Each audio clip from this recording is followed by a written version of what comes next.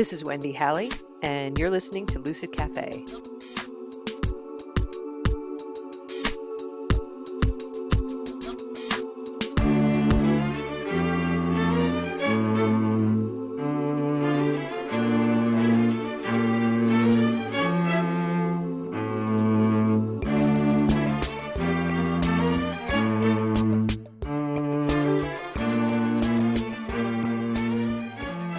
Welcome to the final episode of Season 2. I can't wait for you to hear this one. As the world grows increasingly chaotic, the timing of this episode is kind of perfect. Today I speak with author John Perkins, who has quite a story to tell. Not just about the fascinating adventures he's had in his work and his personal lives, but what he came to realize as a result of having these adventures and is now sharing with the world in his latest book, Touching the Jaguar. As an aside, if what I learned during a shamanic visionary experience I had back in 2008 is true, then we're living during a time of big transition where things that have been hidden are being revealed. And once you see something, you can't unsee it. Of course, unless you get hit in the head really hard. In my conversation with John, we talk about perception and how it is the key to, well, pretty much everything, and what it means to touch the jaguar. Let me tell you a little bit about John Perkins. Well, he is an author and an activist whose 10 books on global intrigue, shamanism, and transformation include Shapeshifting, and the book he's most known for, Confessions of an Economic Hitman, have been on the New York Times bestseller list for more than 70 weeks, have sold over 2 million copies, and are published in 35 languages. As chief economist at a major consulting firm, he advised the World Bank, United Nations, Fortune 500 corporations, the U.S., and other governments. He regularly speaks at universities, economic forums, and shamanic gatherings around the world, and is a founder and board member of the nonprofit organizations the Pachamama Alliance and Dream Change. Please enjoy my conversation with John Perkins. John, thank you so much for coming on the show. I really appreciate it. It's great to be here with you, Wendy. Thank you for inviting me. So you have a new book coming out, Touching the Jaguar, Transforming Fear into Action to Change Your Life and the World.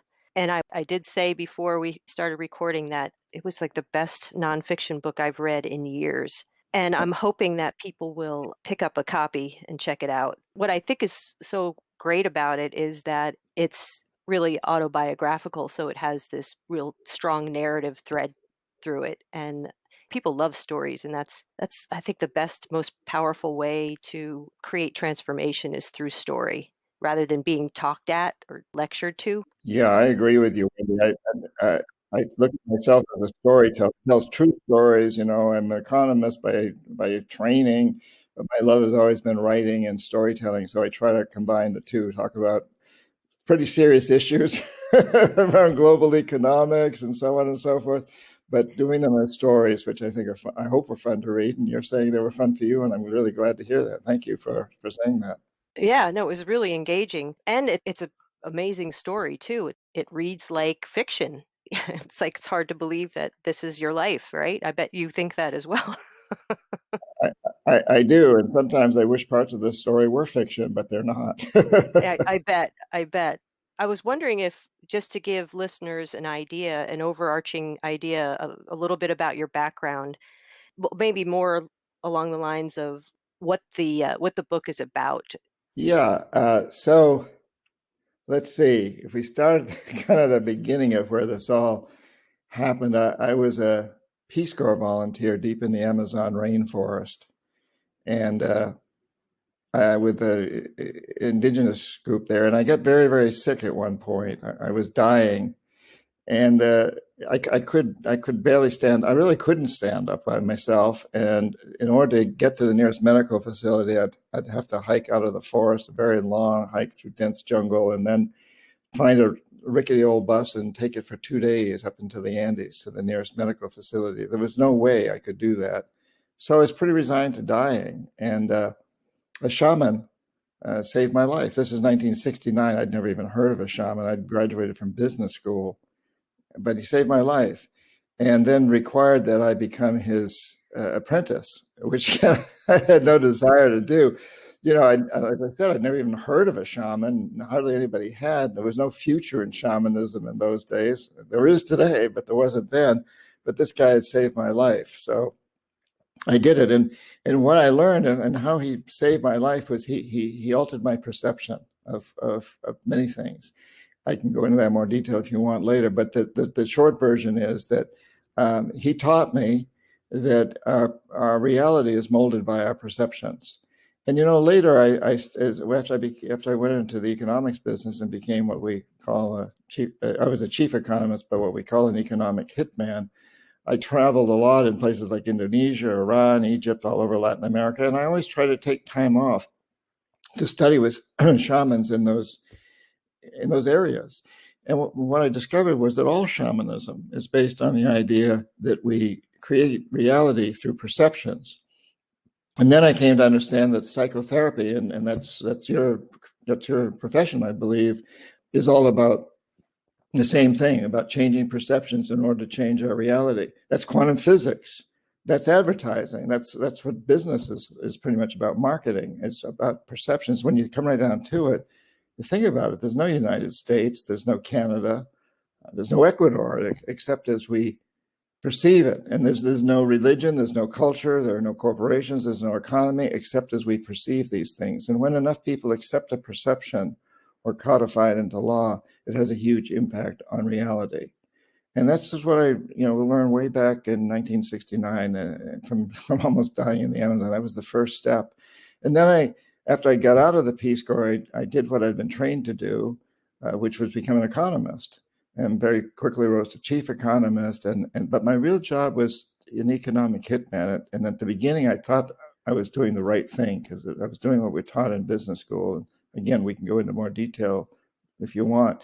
But the short version is that I was using perception. I was creating fancy reports and economic studies to convince the leaders of nations with resources our corporations wanted, like oil, to accept huge loans from the World Bank and its sister organizations, and use that money to hire our corporations, our big engineering companies, to build huge infrastructure projects in those countries, things like power plants and highways and industrial parks, things that made huge profits for our companies and benefited a few wealthy families in the country, the ones that owned the businesses, that owned industries, that owned commercial establishments, that owned the banks, that benefited from better highways and more electricity, more reliable electricity, and industrial parks and so on and so forth.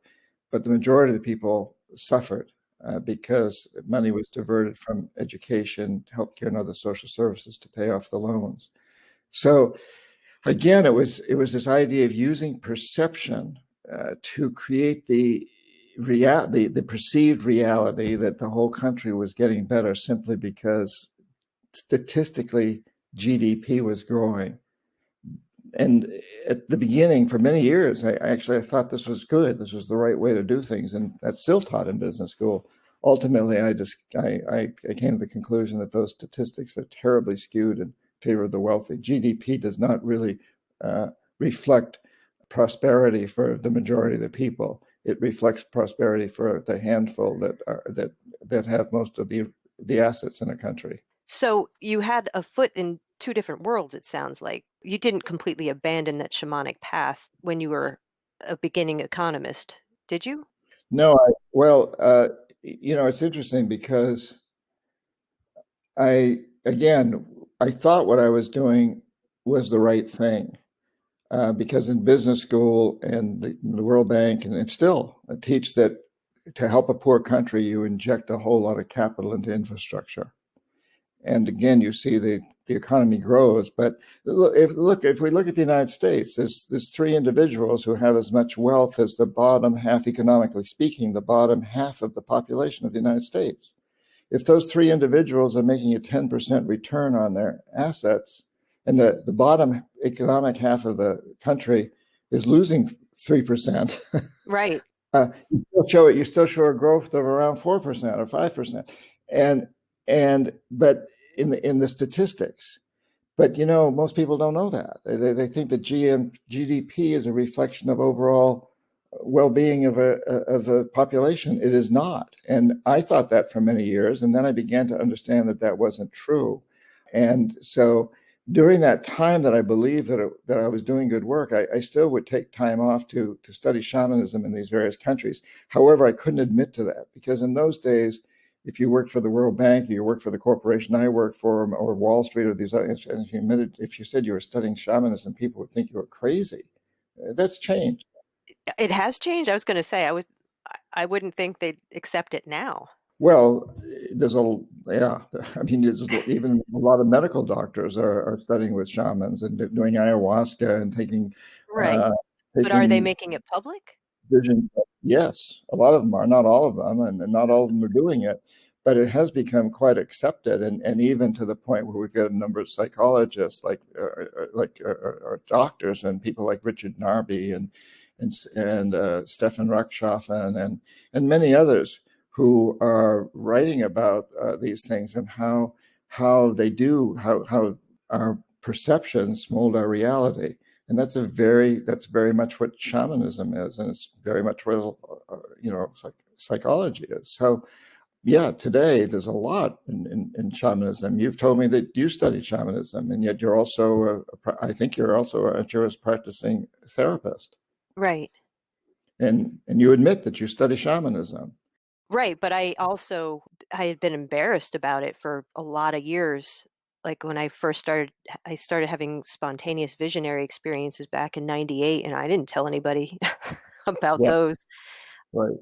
because I mean, there's still, I think it's definitely a friendlier world towards this practice now. But I think overall, I still perceive that there's some resistance to this idea. I'm hoping that it's opening up more and more, but I mean, there's definitely this undercurrent of growing interest in shamanism and these indigenous practices, which is really exciting.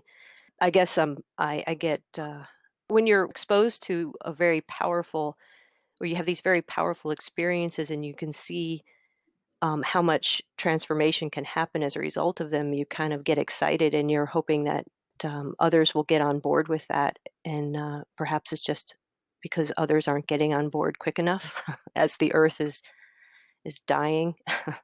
Well, yeah, but I think this coronavirus is going to have a major impact.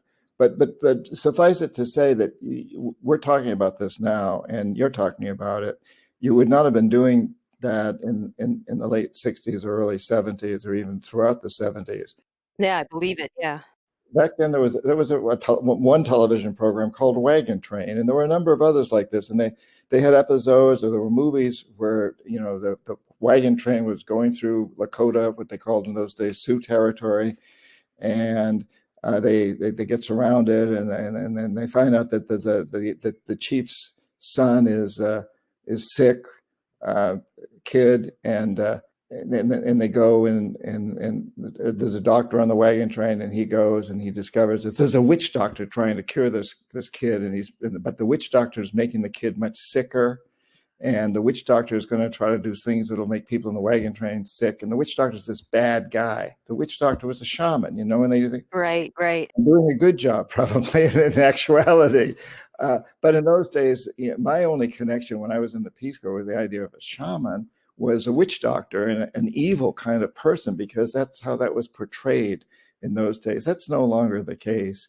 And whether people accept it or not is a little different, but you can admit to these things.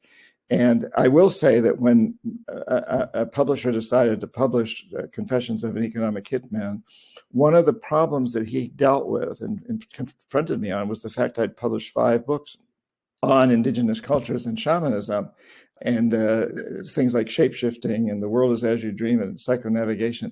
And incidentally, I know you live in Vermont, and the publishers of Vermont publisher Inner Traditions from. Yes, I'm familiar with them. Yeah. Yeah. And so this publisher that's going to publish this book on my life as an economic hitman is worried that it won't be taken seriously because of the books I'd written on shamanism. That was 2004. Even since then, it's changed a lot. And what I always realized is that everything that I was doing as an economist was based on the shamanic idea of altering reality by changing perception, producing these reports that would convince presidents, and they could use them to convince their people that they ought to accept these huge loans. And I've also realized since, and what led me to write this book, one of the things that led me to write Touching the Jaguar, Transforming Fear into Action to Change Your Life and the World, is that it's the bridge between the 5 books I've written on indigenous cultures and shamanism and the 4 books I've written on international economics and intrigue. And I always saw a relationship, but when I spoke at places that were around shamanism, conferences, places like Omega, other places, people would say, "You're not the same guy that wrote those books on economics, are you?" And when I spoke and I get invited to speak at a lot of big business conferences and corporate seminars and so forth, and they would say, "You didn't write those books on shamanism, did you?" And that, to me, there was always a very strong connection between the two, but it wasn't expressed. And I didn't talk in the shaman books about my role as an economic hitman or an economist. And I didn't talk in the economics books about my life as a shaman. And so Touching the Jaguar is the book that brings these two together. And the whole very theme of the idea of touching the jaguar is all about creating change. Well, I hope that this new book is a reflection of the world being more accepting of these ancient concepts and principles. I really do. Yeah, well, I do too, and in fact, they're not that ancient. I mean, as we've said, it's science too. It's the idea that scientists know, quantum physicists know that the observer has an impact on the observed, and so on and so forth. And it's they are ancient concepts, but they're also becoming much more accepted as science. Were you using those shamanic principles when you were doing your work, when you were talking with leaders of other countries, sort of trying to change their perception in order to sort of make the deal? Yeah, I was totally aware. I wasn't using the term shaman, but I was totally aware that what we were all doing was using perceptions of what it means to develop economically, this perception of investing lots of money in infrastructure to convince these presidents, and also for them to use these studies to convince their people that they should move forward with this, even though what I didn't understand at the time, but would come to understand that, in fact, these projects were, for the very large part, not helping the people. In fact, they were hurting the majority of the people because money was diverted from education, healthcare, and other social services to pay off the interest on the loans.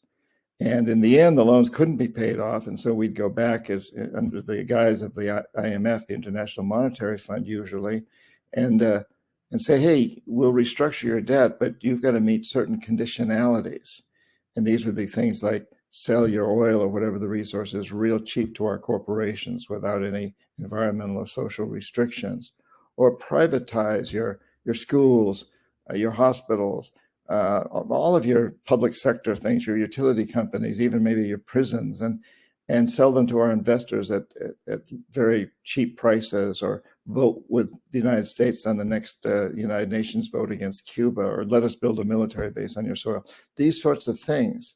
But all of this, was used to convince these leaders to accept these loans, and then they could use our studies and reports to convince their people that they should have accepted these loans. So what was the event that happened, or was it a series of events that happened that helped you to see what was actually happening?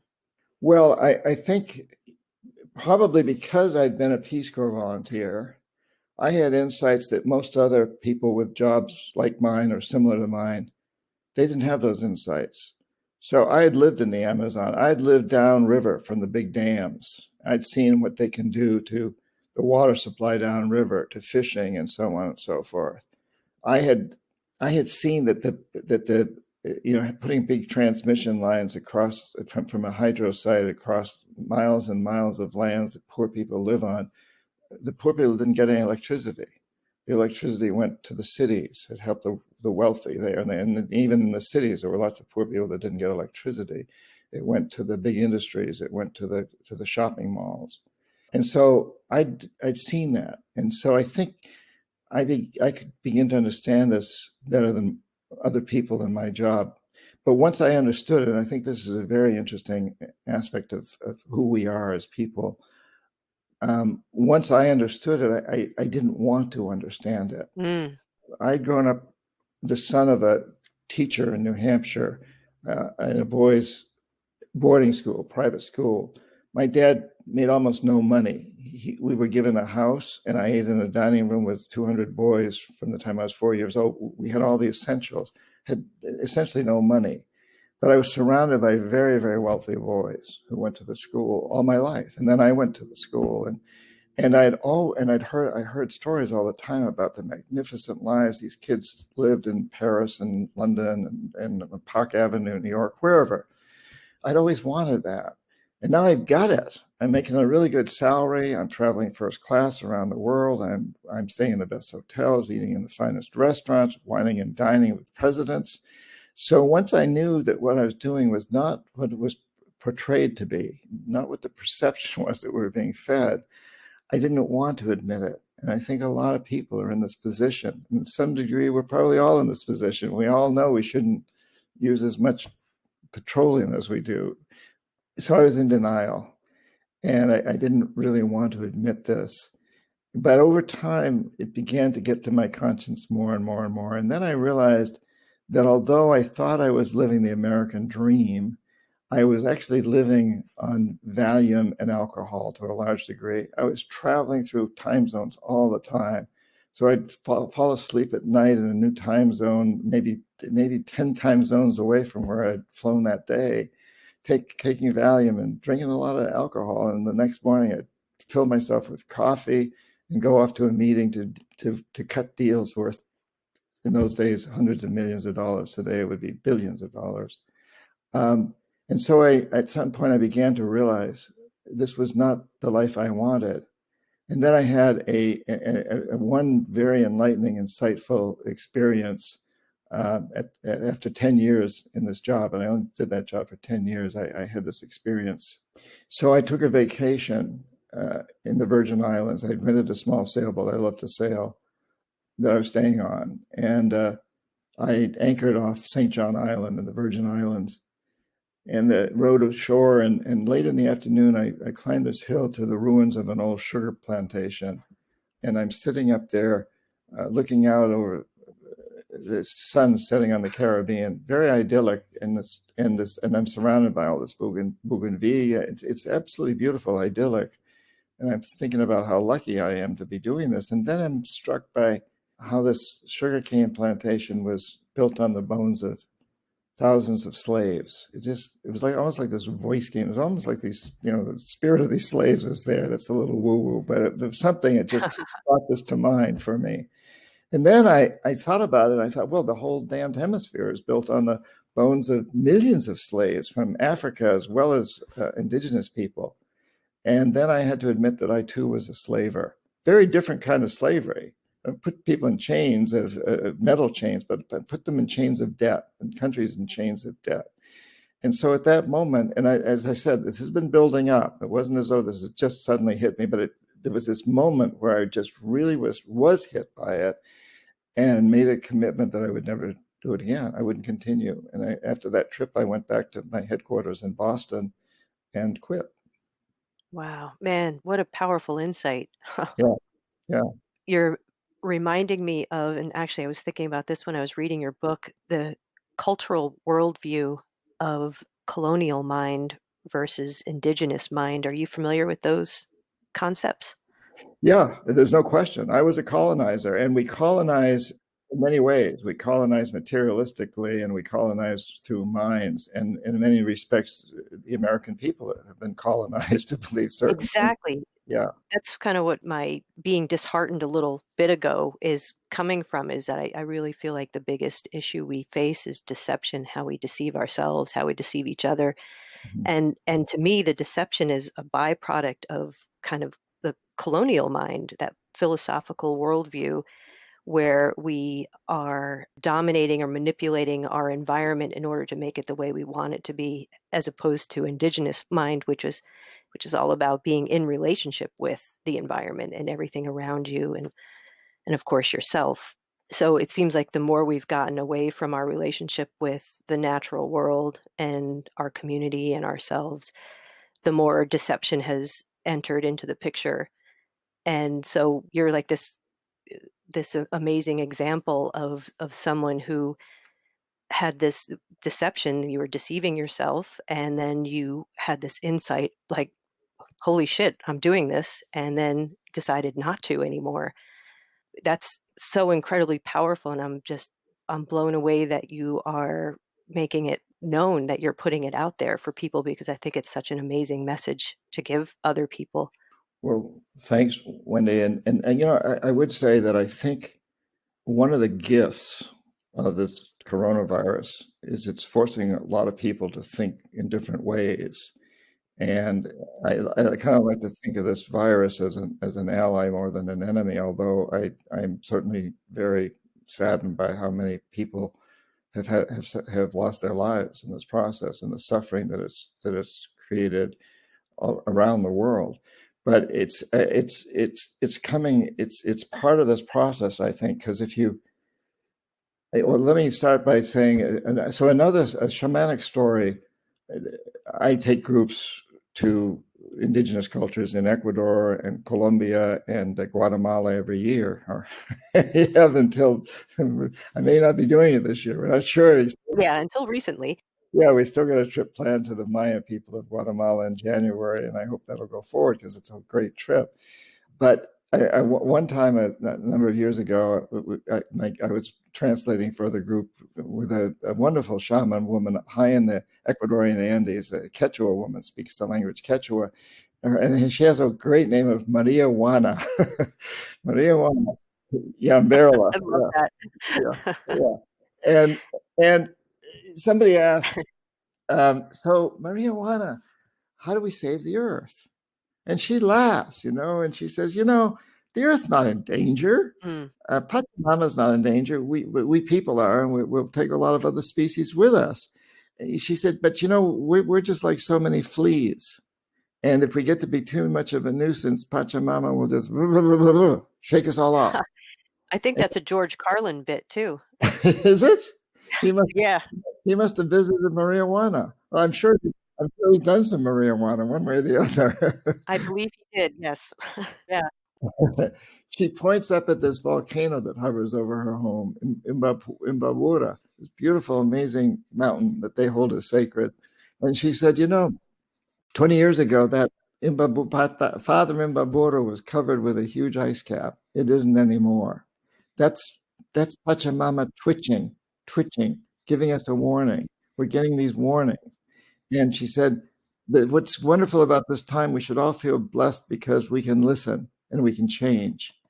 And Wendy, during the years since, every time there's been another major hurricane or earthquake or fires in California or Australia or whatever, all of these 100-year events that are happening now fairly regularly, every year or so, I thought about that. And these are all these twitches of the earth giving us this message. We Mm. haven't listened. We haven't listened. No, no. Some people have, but the majority of people haven't listened.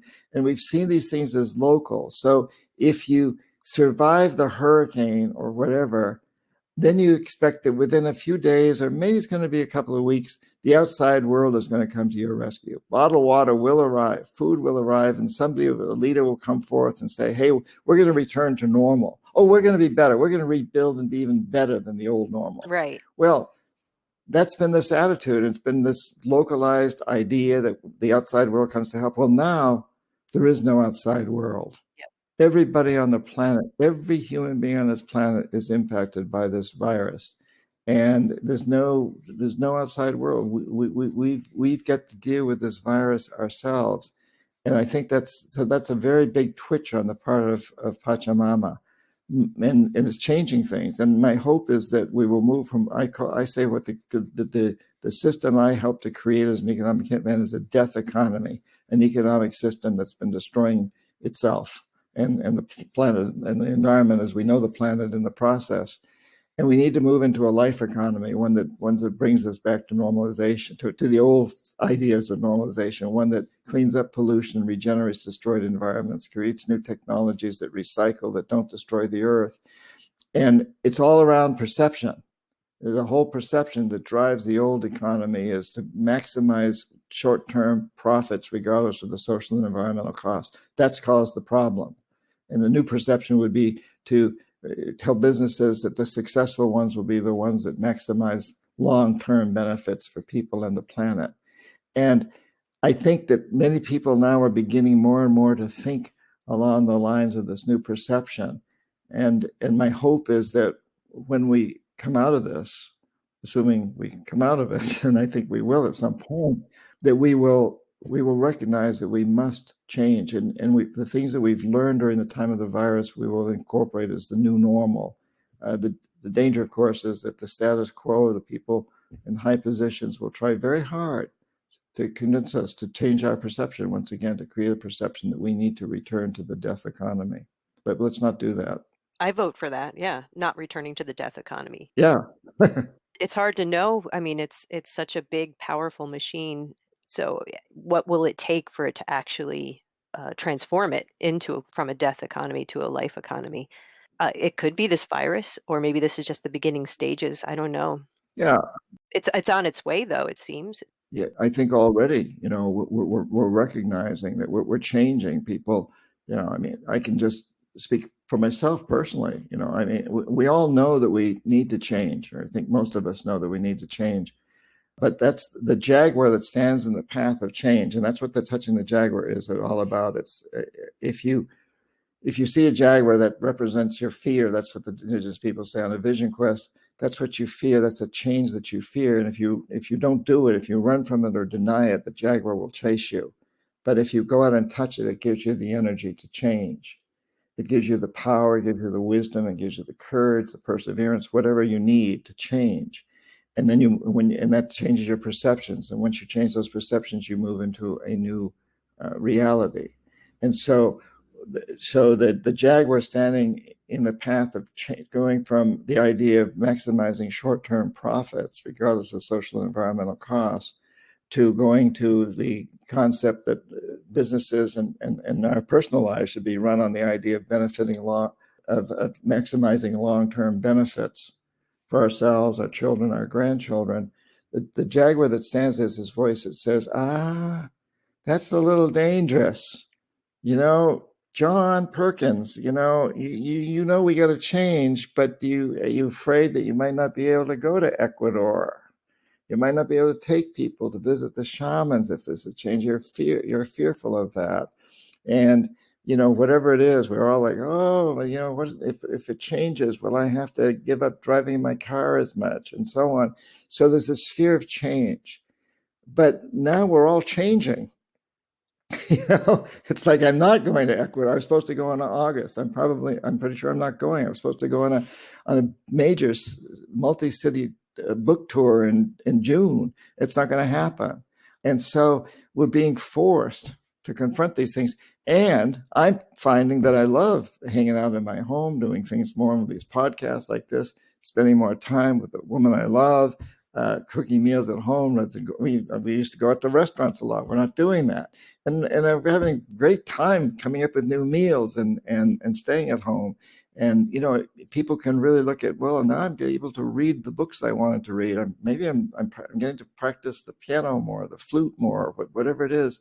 So we are understanding that we can change. And we've been forced to change, but there's a lot of enjoyment for a lot of people that's coming out of this, or at least a lot of acceptance of change and new ways of living more frugally, perhaps, and using much more things like what we're doing right now, using the internet. Yesterday I did a webinar there were 300 people live, and there'll be a lot more that'll buy in to the video, and you can get that through my website, johnperkins.org. It's free if you pre-order the book. And and I think we had people from like 25 countries, I think, were on there. Well, that take a lot of jet fuel to go, reach all those people under normal circumstances. So we've learned we can do these amazing things now in a very different way. So that's a great example of changing your perception. So you're looking at the coronavirus as an ally, or you could say a teacher. It's teaching us how to touch the jaguar, how to face our fear. And you're just now talking about how it's actually been good for you in all these different ways. And then the ripple effect of that, meaning that you're not getting on planes and you're not flying all over the place and therefore burning jet fuel, and but you're able to connect with people virtually like we're doing right now. That's a really great example, right, of kind of the theme of your book. Exactly. And I suspect this is also going to mean that I won't sell as many books because a lot of books are sold in airports, and my publisher was going to make sure that some of the book was in those and nobody's going through airports.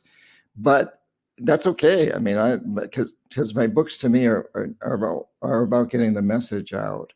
And so we're getting the message out in these other ways now. I was on an Earth Day podcast where we don't even know how many, there was many, many thousands of people on that. And as a result, I know that the pre-sales of the book went up, but the main thing is to get the message out. And we're getting the message out right now. I'd love it if everybody listening to this were to buy the book, of course, because you'll get a lot more detail and you'll get a lot of the fun stories. However, right now you're probably getting the essence of the message, whether you bet the book or not. We're getting that message out there in new ways and bigger ways, and that to me is the important part. It is not about book sales. It's about getting the message out. It's about creating change. It's about inspiring, empowering people to wake up to the fact that we must change, we can change, and we can have fun making these changes. It does. We don't have to go back and live in cages. In a cave. Sorry, cage. Little Freudian slip there, a little Yeah, ode well, to the Tiger we King, huh? don't. We don't have to live in the cage of the old concepts, highly materialistic, immediate gratification. We can break through that cage, and we don't have to live in caves either. We can have, in fact, better lives, more fulfilling lives. Well, that's a lovely note to wind our conversation down on, as I don't know how to how to do it better than that. And I would say, Wendy, that I think another way to end this would be to just say, I think we should all feel very, very blessed to be at this time. In the book, I talk about a daily practice that everybody can do. And basically, that daily practice is truly about the subtitle of the book, transforming fear into action to change your life in the world. And that goes into each person looking at what is it I most want to do for the rest of my life? What do I want to do? And how can I do that in a way that will help make a better world for future generations and for myself? And then those are two questions. The third question is, what jaguars stand in my way? What perceptions? What's stopping me? What voices? What has somebody said to me? What have people said? You're not educated enough. You're not pretty enough. You don't come from the right culture. Whatever that have kept me from doing it. And then the fourth question, how do I change that perception? How do I touch that jaguar? How do I break through that? And the fifth question is, what actions do I take to make that happen? And for each and every one of us, there's a route to do that. And there's a practice that's in the book. It's more detailed. It goes into details of how to do that. But I think we can all realize that we are alive at this very, very special time in human history, where human beings have reached this kind of pinnacle in materialism, and it's time to move into perhaps what we might say is a more spiritually fulfilling life. And I'm not implying some religion by that, but a life that brings us more satisfaction on an individual level. So I think we should all feel very, very blessed to be alive at this time and to have this opportunity to listen to whatever the message of the virus is for each of us personally, individually. It's a personal matter, but we're all getting a message. What is the message, and how do you use that message to help you move into the bliss, into your bliss, into the life that you really want for yourself? Beautiful. Well said, sir. Thank you. Uh, what's the best way for people to get a hold of you? You mentioned your website a bit ago, but is that the best way to get a hold of you, or are you on social media as well? Yeah, no, I am on social media. I'm on Facebook and Twitter and Instagram. And all of that you can get through johnperkins.org, or there's another, the touchingthejaguarbook.com, which just takes you directly to the book. Yeah, so it's all of that, and we have if you buy the book, you become part of a Facebook group that I participate in actively just about every day, and it's a lot of fun. This has been just a really fun, enlightening conversation, as I suspected it would be. Thank you so much, John, for coming on. It was really great to have you. My pleasure, Wendy, and I want to thank you for doing this program. It's so important to get these messages out, and what you're doing is essential, and podcasts like this are the future of our communications networks. And thank you very much. Please keep up your great work. So what I loved about meeting and talking with John is not just that he has the courage to say that the emperor has no clothes, or in this case, all the money, but that he's inviting the possibility that each one of us, with a little elbow grease, can change our perceptions and therefore our experience of reality, which means you don't have to see yourself as a victim to any circumstance or system you may find yourself in. And that's true power and freedom.